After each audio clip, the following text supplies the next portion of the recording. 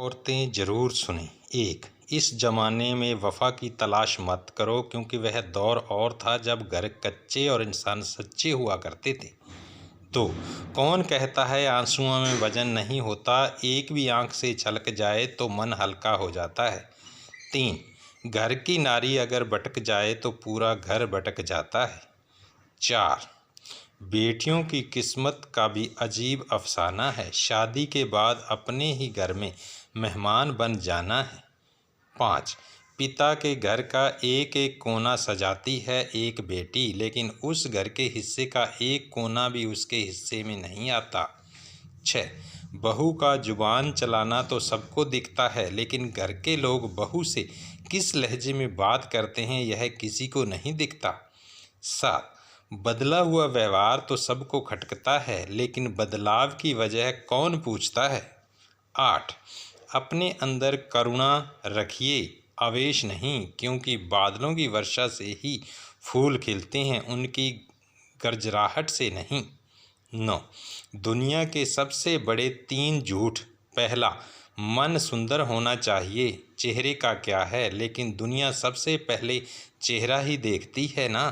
Number 2, दिल बड़ा होना चाहिए, पैसे का क्या, लेकिन देखते तो पैसे ही हैं। नंबर 3, सत्य की अपेक्षा जीत होती है, जिसके पास पैसा है जीत उसी की होगी। 10. औरतों की कुर्बानी क्या समझोगे, वह तो अपने माँ बाप का घर छोड़कर आपके घर आती हैं। क्या तुम छोड़ सकते हो अपना घर, अपने रहने का तौर तरीका बदल सकते हो किसी और के लिए? कभी नहीं। यह तकलीफ़ सिर्फ़ और सिर्फ एक औरत ही समझ सकती है। 11. कोई महिला यदि आपकी मित्र है तो उसका मान सम्मान और सुरक्षा भी आपका ही दायित्व है। 12.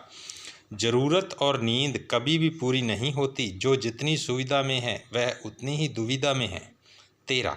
लोग पहचानना बंद कर दें, इससे पहले अपनी पहचान बना लो। 14. रूप और रुपया कभी भी घमंड मत करना, क्योंकि गरीबी और बीमारी कभी पूछ कर नहीं आती। 15.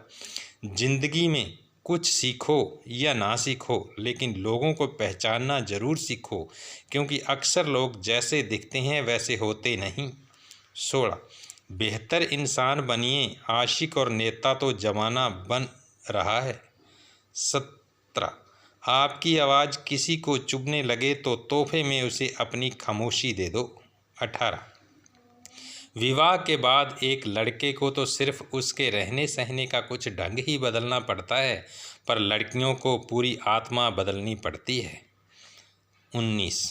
जब बेटा बाप नहीं बन जाता तब तक उसे अपने बाप की हर बात बुरी लगती है। 20. किसी का असली चरित्र तभी सामने आता है जब आप उसके मतलब के नहीं रहते। धन्यवाद।